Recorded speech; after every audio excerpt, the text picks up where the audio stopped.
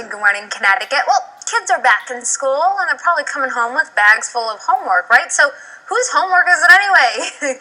Explaining what we should be doing with our children's homework and how much involvement we should really have is Dr. Amy Alamar from Avon. Thank you so much for being here today. Thanks for having me. So when it comes to homework, I know parents, it's difficult to resist the urge because you want to help them, you want them to do well, but how much is too much is really the question.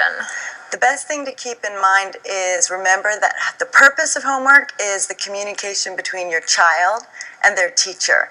So really you don't have a major role in it. You're supporting the homework, you're making sure there's a place for them to do the homework, they have the materials to do it, and if they need some added support, but it's them doing the homework because it's their communication back to the teacher. But what if they have that project due the next day and it's a diorama and they have to get all those pieces and what if we don't want them to fail? Yeah, well, we don't want them to fail, but also failure does teach them, a lot of lessons. So even though we don't want them with our hearts to fail, we know that it's actually a good learning experience for them. So don't be afraid of that. Give them permission to learn. The struggle is in, where they actually do the most learning. So with the diorama, if they need the pieces, if they need the toothpicks or the cotton balls or whatever it is, of course you're going to help them find those materials.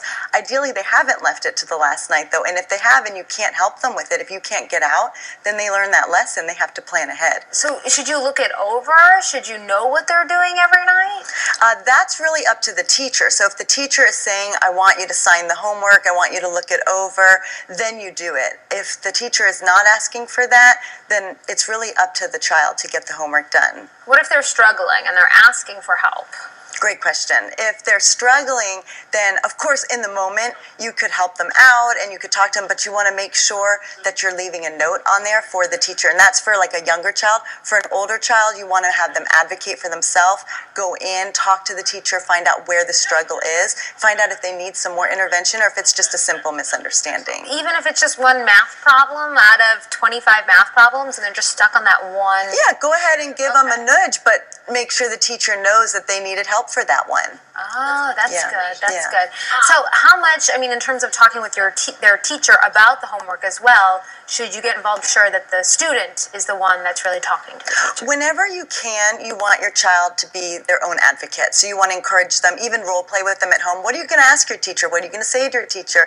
And let them be their own advocate. If they can't, then you absolutely need to step in because this is where we model for them. How about peer help? Is that okay? Having a friend come over who's also in the class and the two of them work on the stuff together? That's great because you want them to learn how to reach out for support beyond you. Okay, so as long as it's not you, but if it's somebody else at school that's coming to the house to help, that's okay.